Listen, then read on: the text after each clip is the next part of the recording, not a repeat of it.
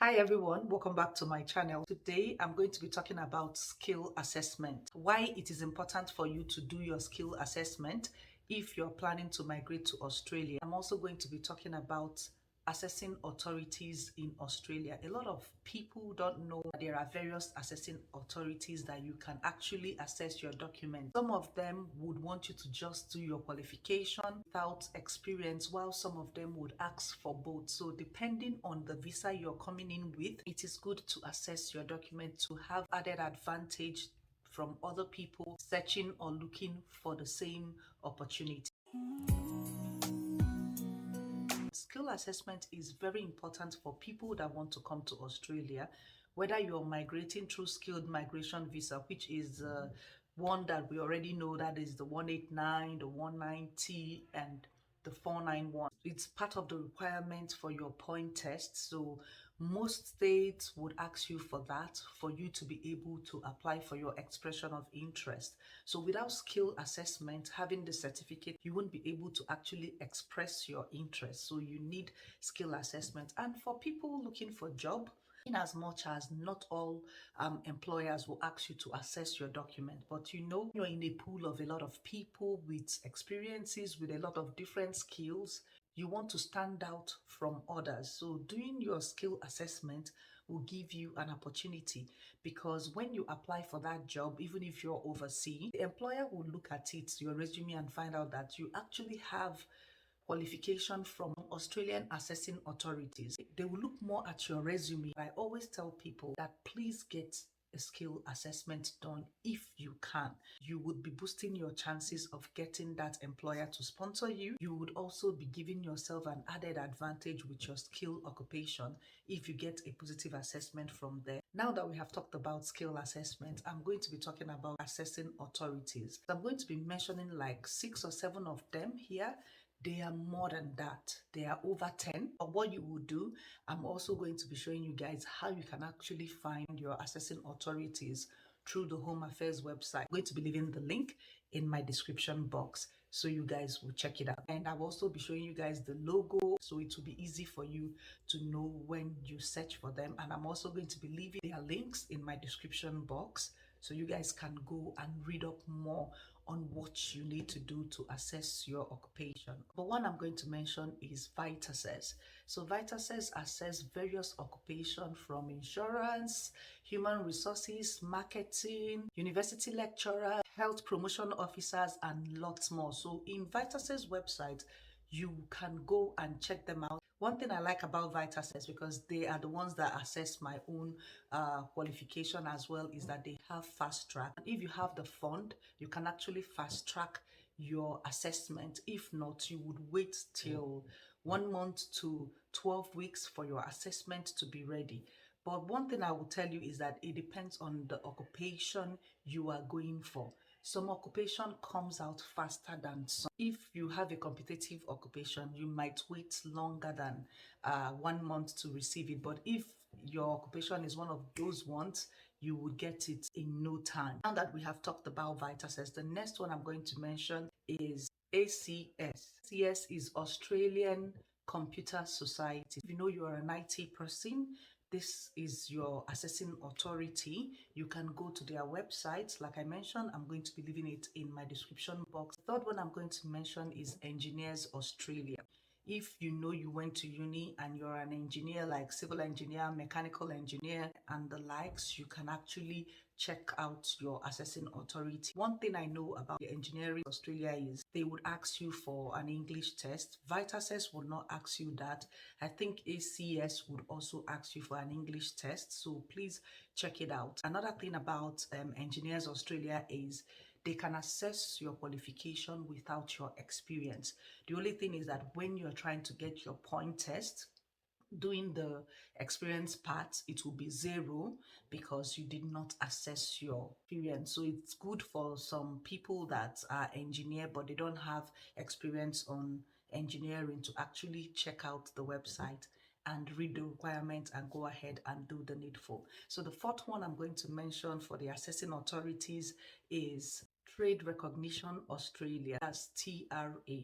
So if you know you're a chef, pastry maker, mechanic, welder, tiler, dressmaker, hairdresser, all those kind of handiwork that we call it back home, this Trade Recognition Australia is your assessing authorities. So you can go to their website. So if you're in this category, Trade Recognition Australia is the website that you need to check out for your assessment. So the next one I'm going to mention here again is ACWA. So ACWA stands for Australia Community Workers Association. For people that heard about the new laws coming into effect very soon about healthcare workers, like aged care workers from overseas coming to Australia to work and all that, ACWA is one of the assessing authorities that you can actually assess your qualification with. Remember, with that, you need SAT3 at least for you to be eligible for an employer to sponsor you. So you have to go to ACWA and read up. If you know you're not a social worker, but you're a youth worker, a welfare worker, a welfare center manager, community worker, so all these, ACWA can assess your document.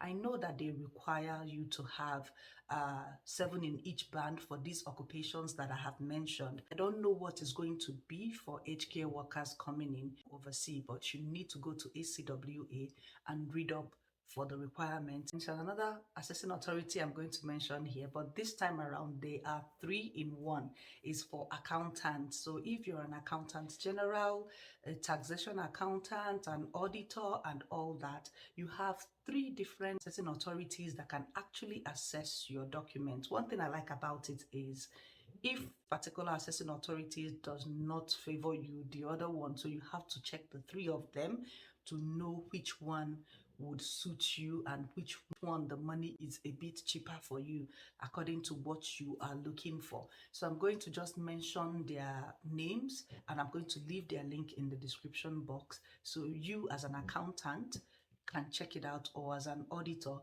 can check it out and see if you can assess your qualification.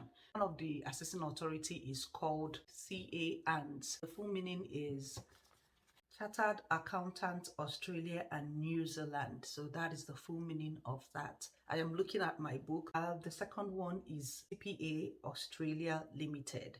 And the final one is IPA. IPA is Institution of Public Accountants.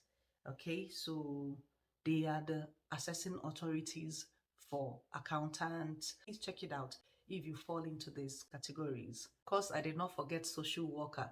So if you're a social worker, whether you're trying to get an employment here or you're planning to come here as a social worker to work in Australia through the skilled migration visa, your assessing authority is AASW, and it's called Australian Association of Social Workers. No, you need 7 in each band if you're going to assess as a social worker with this assessing authority. So make sure you check out the requirement before you apply for your assessment. The final one I'm going to mention is for nurses. So your assessing authority is ANMAC. There are also assessing authorities for aged care workers. If you check the link, the last video I posted about aged care, it's also showed in the Home Affairs website that AQUA and ANMAC.